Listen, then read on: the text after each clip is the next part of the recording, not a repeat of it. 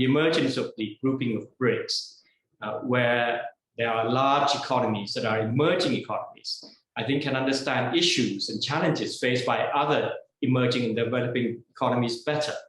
And so I think by having participants from the emerging economies and developing world, we can perhaps articulate the solutions to the problems that are faced by these groups of countries better. You know, we've lived for so many decades where only a few countries dominate much of the global dialogue in many, many fields.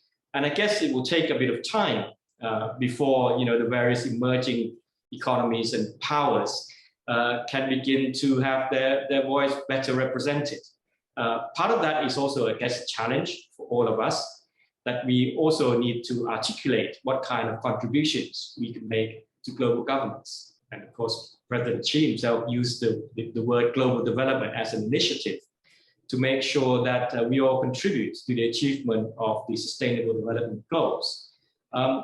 We'd like to see you know, initiatives and directions that can give us a very good idea of how China and the Communist Party would be contributing to these issues. We are in a different era, right? I mean, from the time when you were in office, we're seeing so many problems, so many conflicts, even direct military conflicts broken out. What exactly has gone wrong? Has something gone wrong, according to you, sir? I think all of us everywhere can feel that tension.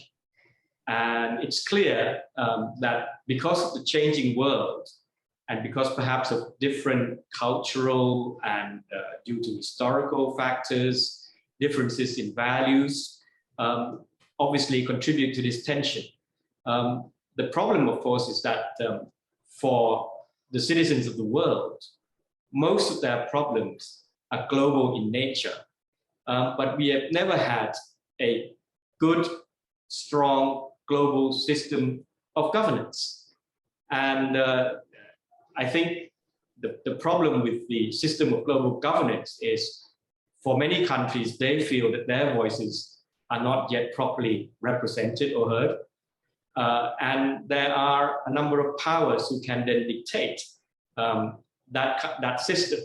So the world needs a strong and accepted system of global governance. We need a strong system of multilateral cooperation where everybody plays by the rules, and respect countries large or small. If we can get into that mindset, into that mentality with all the parties concerned, then perhaps we can move away from the current situation with all this tension and conflict. Look at the kind of security arrangement, you know, on different layers. We have the AUKUS, we have the Quad, and then we probably have the Asia-Pacific version of NATO as well, kind of up in the air being discussed. How do you look at this trend? Well, I won't go into specifics, but I can certainly say that what we really need is a higher degree of trust.